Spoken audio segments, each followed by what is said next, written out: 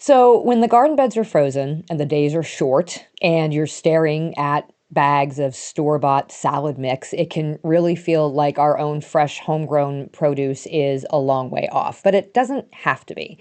Today on Just Grow Something, we're going to talk about growing herbs and leafy greens indoors in the wintertime. So, on a windowsill or under a simple grow light or in one of those countertop indoor garden systems that you've seen. If you've ever thought that your house is too dark to grow anything, or wondered whether those indoor garden gadgets actually work, then that's what we're covering today. Why greens and herbs are the best indoor crops for winter, what you can realistically grow inside, the basics of indoor light, some DIY setups compared to the store-bought ones, and a step-by-step for a simple indoor greens or herb setup. By the end, you will have a clear sense of what to grow, where to put it, and whether you want a DIY setup or a purchased system or a mix of both. Let's dig in. Hey, I'm Karen, and what started as a small backyard garden 20 years ago turned into a lifelong passion for growing food. Now, as a market farmer and horticulturist, I want to help you do the same.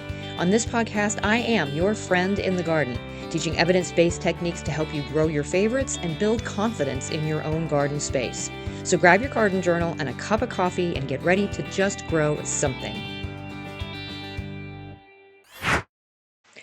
So honestly, you can try to grow almost anything indoors, but that doesn't necessarily mean that it's efficient, right? So over and over again, we see the research from university extension programs that show that leafy crops and herbs are simpler and faster to grow indoors than fruiting crops. They need lower light levels, they take up less space, and they mature more quickly, especially when they're grown as like baby greens or microgreens. So this honestly makes those leafy greens and herbs ideal for growing indoors in the wintertime because they fit in small spaces. They don't demand intense light like tomatoes or peppers, and you can harvest them repeatedly from the same container. And some of them, especially if you're doing like microgreens, those can be ready in just a few days to a couple of weeks. And from a nutrition standpoint, microgreens and fresh herbs are very dense in vitamins and phytochemicals. So even a small harvest of them can add a lot of value to our winter meals. And I know, like, around here in the summertime, we get really hyped up for tomato and cucumber salad. Like, it's just one of our staples that we eat multiple times a week. And as it starts to get into like the long, dark days of winter, I kind of would love to have a really fresh cucumber and tomato salad. And the store-bought produce just doesn't compare, but it's also not worth the effort and the setup that it would take to be able to grow those things myself indoors. So I just say, okay, forget it. We're going to focus on like the leafy salads, which is fine. That makes us a little bit more appreciative of, what we get in the summertime in terms of those tomatoes and there's cucumbers. So there is something to be said for sticking with seasonality, but there is also something to be said for adding some of that fresh nutrition to our winter meals that oftentimes are very like meat and starch heavy. So instead of fighting to try to ripen indoor tomatoes in, December, January, February, it's just usually more productive to focus on cut and come again salad greens and the fairly easy to grow culinary herbs, parsley, cilantro, thyme, basil, chives, mint, and then microgreens of some really common vegetables like broccoli and kale and radish and peas, even sunflower. Those are some of my favorite microgreens. So we're just sort of going to stay in that lane today, okay? So let's break down your main crop options for a winter indoor setup. And the first one would be herbs. Herbs adapt well to either indoor windowsills or some sort of a counter type system if they get enough light.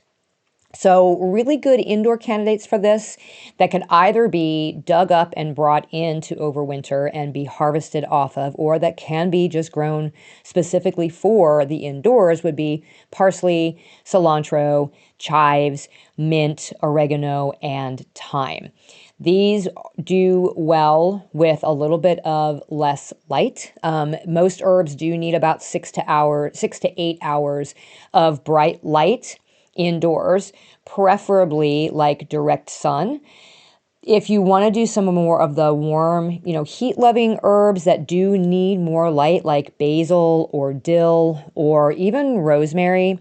I mean, rosemary, if you're bringing in a large specimen of rosemary that was outside and you're just kind of keeping it either in a stasis or a dormant state to put back out again in the spring, that's one thing. But if you want to actively harvest off of it and you want it to continue to grow, or if you're starting smaller ones, then they definitely need more light. These are the ones that you might need to give a little bit more light to in terms of an artificial light. Basil especially, I have found it can be very difficult to keep basil going just in a sunny windowsill unless it really gets a good amount of light and you kind of rotate it so it doesn't lean. But anything less than that, I find that basil gets really leggy. And so either I am just growing it for a very short period of time, harvesting all of it, and then starting over again, or I am giving it some additional light, okay? The second category of these would be your leafy greens. So lettuce, baby kale, mustard, baby Asian greens. These all do really well indoors as long as they have adequate light. They have a short production time, often just a few weeks to harvest as baby leaves.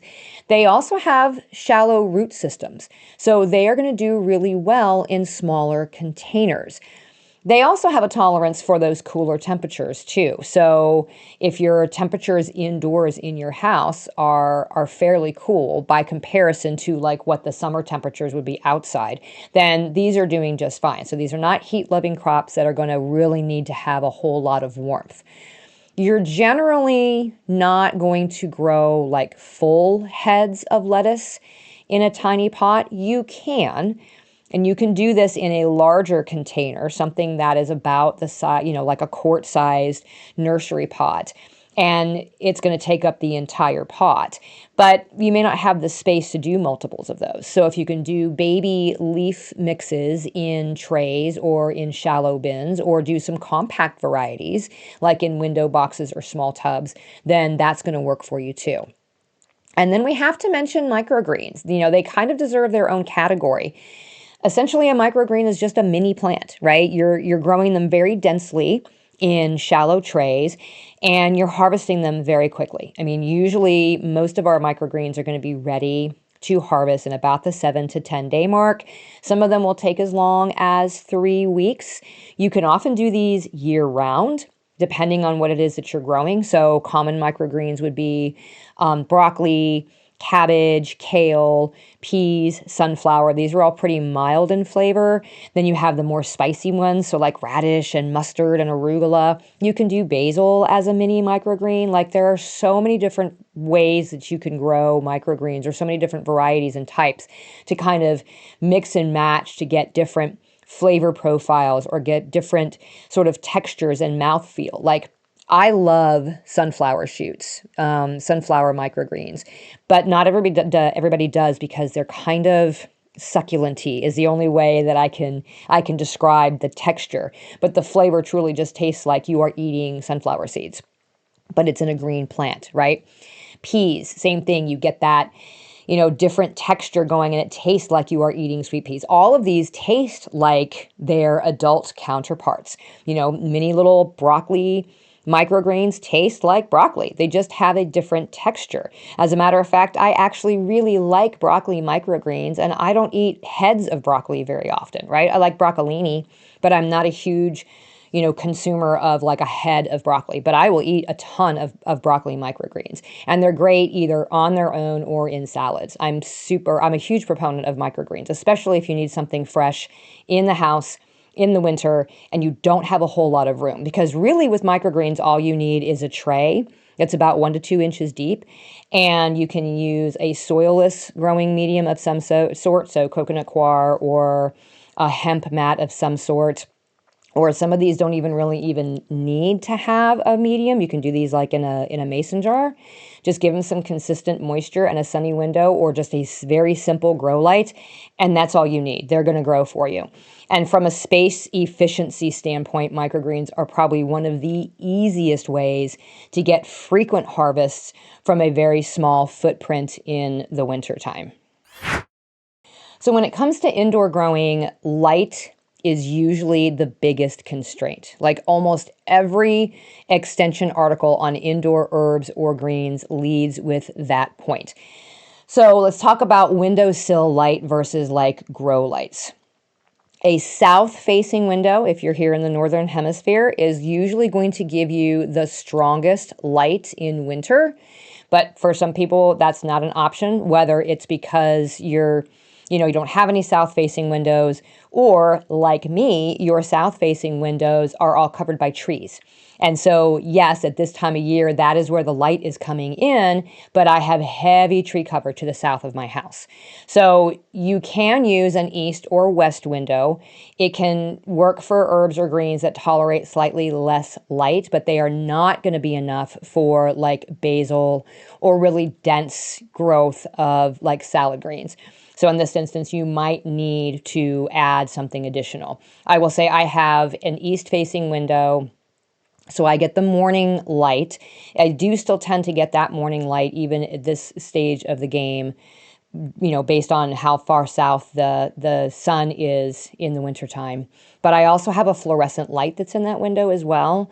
So I get the morning light, but then I also have that fluorescent light on for basically the rest of the day. So anything that I have in that window does get a combination of those things. So that is something to think about. If you have a window that maybe isn't perfectly ideal at this time of the year, you can add an additional light. But we do have to pay attention to those obstructions. Like I said, my trees, or if you have an awning, or if you have a very deep window recess, that's going to, reduce that light intensity very significantly, okay?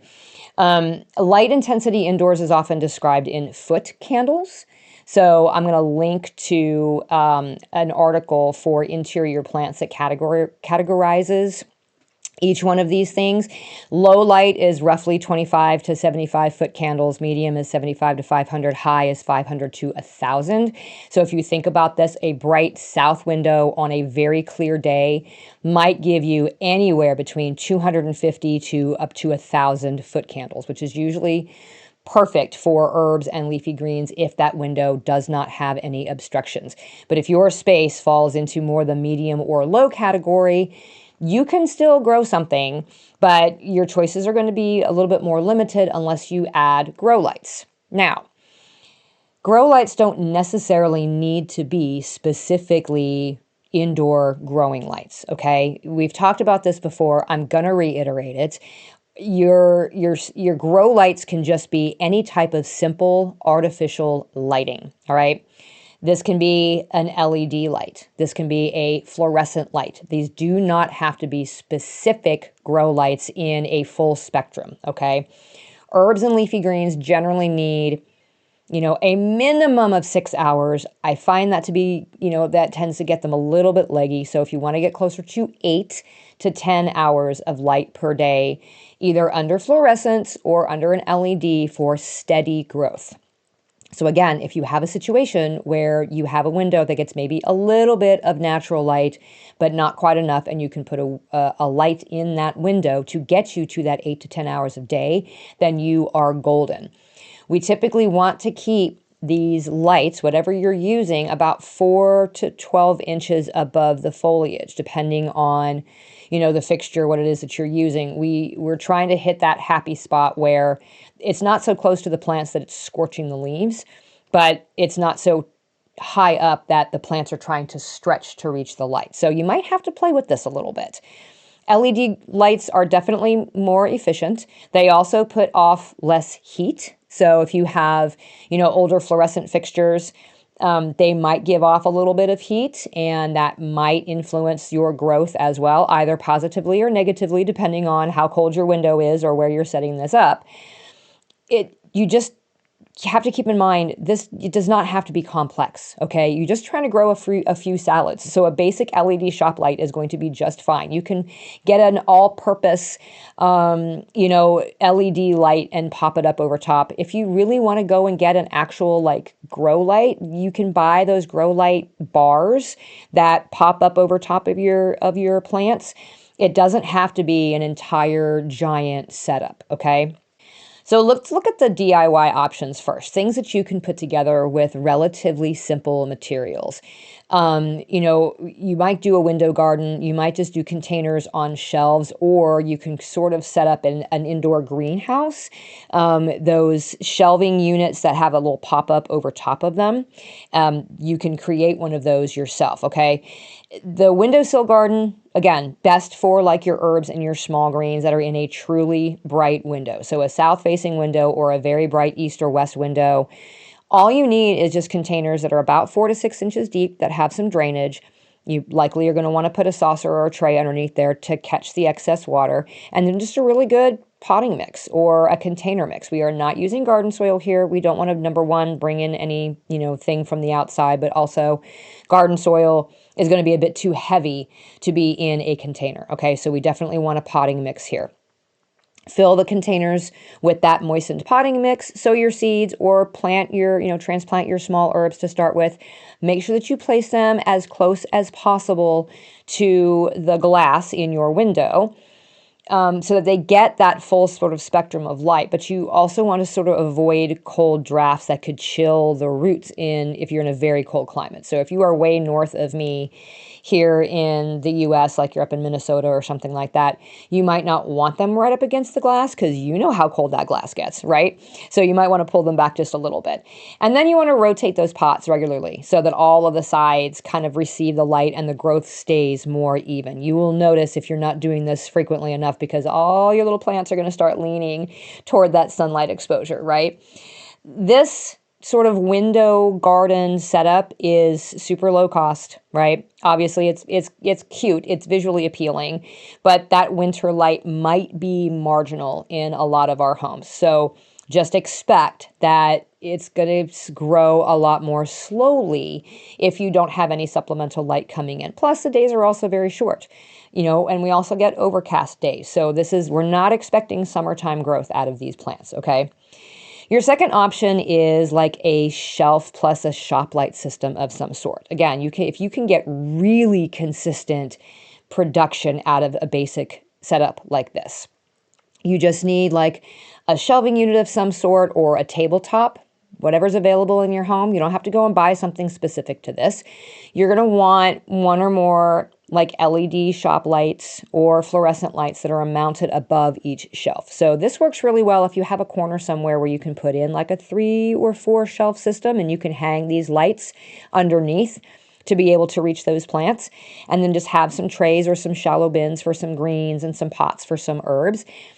And it might be a good idea to get a timer for the lights. This is optional, but it's a really good idea just for consistency purposes and also for convenience, because you don't want to have to remember to turn these lights on and off. So if you can have a timer that kicks on at a certain time, kicks them off at a certain time, and that way you're getting that 8 to 10 hours of light daily, you know that they're getting that light, then that's going to be perfect. Just make sure that you're keeping those lights anywhere from 4 to 12 inches above that plant canopy. We don't want to burn them, but we don't want them to get all stretchy. And if you are keeping plants in there for an extended period of time, you might have to adjust the height on those lights. So if you're growing some herbs that are getting fairly tall, right, or a green that's getting fairly tall, so say you've got basil, but you're also doing like some chard, which can get really tall, you might have those on one shelf and adjust the height accordingly, and then have your more low growing ones, on a different shelf where you can drop that light back down again, okay? This definitely gives you a higher capacity for the number of plants that you can grow versus just a windowsill. It's very flexible. You can do microgreens on like one shelf and then do salad mixes on the next shelf and then do the really tall herbs on the next shelf. So, and doing it this way is often going to be cheaper per square foot than getting one of those commercial, indoor sort of garden systems. We'll talk about that here in a minute. And then finally, we want to look at like microgreens. So you can have a little station specifically for your microgreens. Now you can do microgreens in a sunny window just the same way that you can do your salad greens, okay? But oftentimes just having a small grow light and having your own little area dedicated to your microgreens might be a good idea. You can do these just in little shallow trays. If you have those standard sort of 10-20 trays, those 10-20 flats that you get plants in, Those work well for this. You can also do takeout trays and containers. This doesn't have to be fancy. You just want something that is soilless if you can. So you want a soilless potting mix or a microgrow medium or a mat of some sort. Because we're keeping that medium fairly moist all the time, you don't want a soil component necessarily, because oftentimes you can start to get fungus gnats, okay? Now, if that's not a problem for you and you want to try it with just a regular potting mix, you can, but also know that when you're harvesting microgreens, you're harvesting them fairly close to that medium. And so you might end up with soil on what it is that you're going to eat, and then you're going to have to worry about rinsing them and on and on. So we just prefer a soilless mix of some sort. And then really all you need is your seeds and a sunny window or a small grow light. You're going to plant these in a larger sowing rate than what you would for your regular gardening. So just know that whatever it is that you plan to grow as a microgreen, you're going to need a lot of these seeds. Broccoli seeds are a good example of this, right? If you're going to plant broccoli as like a full grown head of broccoli, obviously you're only doing 2 seeds per cell as you're starting these. When you're doing it as microgreens, you are scattering them very, very densely over the surface. Okay. So, and that's the basic process. I mean, all you're going to do is you're going to moisten that medium. You're going to scatter those seeds really densely over the surface, press them down to make sure they're in good contact with the medium. Sometimes you might need to cover them briefly for germination and then uncover them to provide the light, unless it's a seed that needs light to germinate. I also do this sometimes too, just to make sure that I'm getting really good, strong growth out of them, like they have to push up against something. So since they're not pushing up through soil, I'll just flip a cover over and lay it on top of those seeds for the first few days until I see them starting to sprout and kind of push that cover up, and then I just remove it. And then you just want to keep them evenly moist, and you can harvest when those first true leaves appear. And like I said, for some of these things, that might just be a few days. You might be 5 to 7 days in with really fast-growing things like radish greens. Some of them are going to be longer. Sometimes it could take up to 3 weeks for some of these things to be ready to harvest. And so you can play around with that. It's really easy to go onto any one of your online seed suppliers and look under microgreens, and it's going to have a wide variety. You can start by going to Johnny Seeds. It's johnnyseeds.com, and they have a whole category of microgreens, and you can find what just kind of sounds appealing to you and then shop around. Look for, a cheaper price or something that's got, fewer number of seeds in it, whatever you need.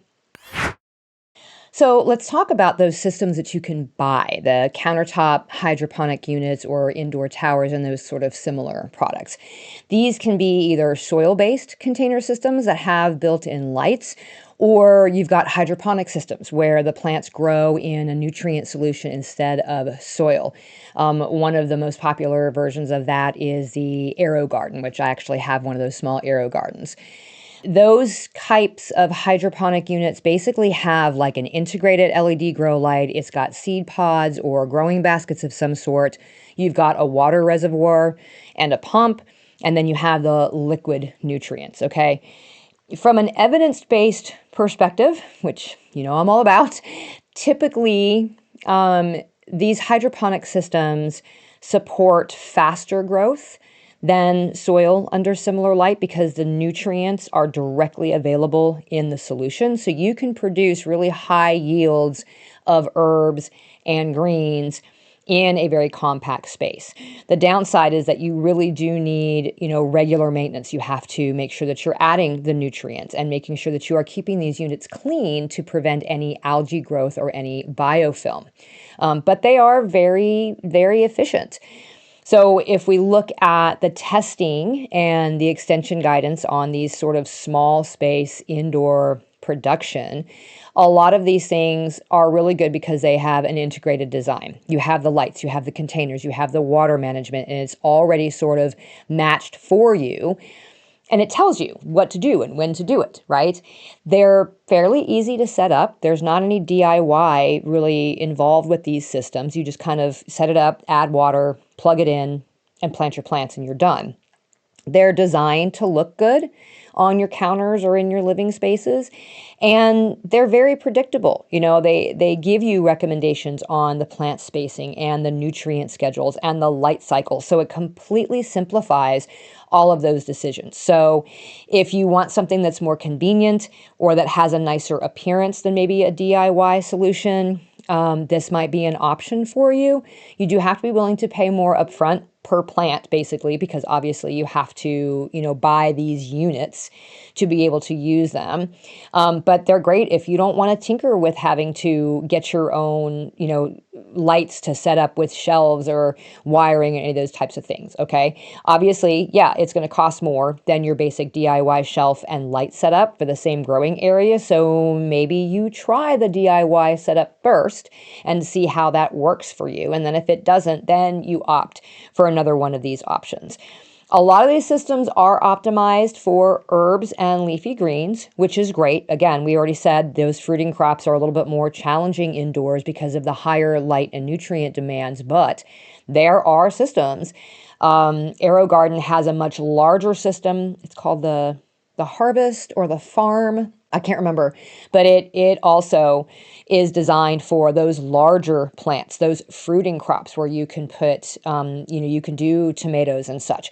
There are other varieties, other versions of these things that are meant to go in the corner of a room and grow larger plants. So if you really do want to get adventurous and you want to grow those things, there absolutely are systems out there for you that are going to work. But if you're just interested in like the herbs and the leafy greens, the smaller systems are just fine. The other drawback to some of these is that you might end up being somewhat tied to their like proprietary seed pods or accessories with some of these systems. So do your research when you're looking at them. We don't want to increase our operating costs by having to buy a very specific type of seed pod or whatever to go with our system. You can adapt these systems to, using your own bulk seeds. My little Arrow Garden system, I just have the replacement little pods that go in, not the pods, but these little, the little seed holders. And I don't buy their pods. I use my own seeds and I drop them into the foam holders. So there are ways to work it around. So, DIY is more flexible and you've got like a lower cost per square foot, but it does require more setup and troubleshooting versus, the purchase systems that are definitely very simple, easy integration, but they do have a higher initial cost and sometimes an ongoing cost. So neither system is inherently better. It just comes down to your budget, your available time, and how many plants you want to grow. So just like our outdoor garden, sometimes, indoors, our plants aren't going to be entirely insulated from those problems either of pests and diseases and other things, right? So we already talked about fungus gnats. They can be a problem in overly wet medium. Aphids and spider mites, those can also be like brought in on plants or they come in from the outside through screens or whatever. You also sometimes have to worry about powdery mildew or even root rot if your plants are poorly ventilated or if the foliage is very crowded. So we just want to avoid overwatering. So we want to let the top of the medium dry slightly between waterings. We want to provide air circulation if we need to with like a small fan put on low. And we just want to inspect our indoor plants regularly, especially the underside of the leaves for early signs of pests. If we do see pests, and we want to start with some mechanical and cultural control. So with aphids, you can just rinse the small plants in the sink to remove those guys. You may have to prune back really heavily infested leaves. You can also use yellow sticky traps, especially if you've got fungus gnats. You can use insecticidal soaps or horticultural oils that are labeled for the edible plants if you need to. But at this point, when you've got an indoor garden going on, and you end up with a really heavy pest infestation, oftentimes I found that it's difficult to get rid of those infestations. So you might just want to start over, or you might switch the type of system that you're using, or you might switch to just doing microgreens, whatever it is. Oftentimes I feel like, the pest situation is almost not worth the effort. Okay. So if you see that you're starting to have those problems, then it might just be a time to go, okay, we're just going to change things up a little bit. Let's ditch this batch and start over again. Okay, so leafy greens, herbs, microgreens, these are the most efficient indoor crops for winter. They have very short cycles, they have compact roots, they have lower light needs compared to our fruiting plants. So these are probably what we're going to stick to growing inside. Light is your main limiting factor. So we want a bright south window or a simple LED grow light. That can make the difference between having really spindly plants and having actual productive harvests. Your DIY setups are going to include shelves, shop lights, and trays. These are pretty cost effective and flexible, but you can go with those purchased indoor garden systems. You have a higher upfront cost, but they're much more convenient and they have a more integrated design. I will say that I use all of the above. Okay, so I have windowsill gardens going on in my kitchen. I have a full light and shelf setup downstairs. It's in my seed starting room. So I use a flood table and I can keep things going all season long. And then I also have my little arrow garden that I will pop out and put it onto my kitchen table. So all three of these things are going on in my house. And I think with some thoughtful watering and some occasional feeding and basic pest monitoring, you can have a steady supply of fresh greens coming in, even when the garden outside is a frozen solid. So decide which one of these works for you best. You know, herbs, baby greens, microgreens, all of them, whatever it is. Figure out what your system could be. If you've got a bright window or an extra shelf or maybe a small grow light that's in storage, pull it out, get it set up, and either use a simple DIY setup or, go get a small indoor garden unit and get started, right? Even a handful of fresh basil on a salad or a tray of spicy microgreens that you can throw onto like a winter sandwich can be a surprisingly big mood boost. Until next time, my gardening friends, keep on cultivating that dream garden, and we'll talk again soon.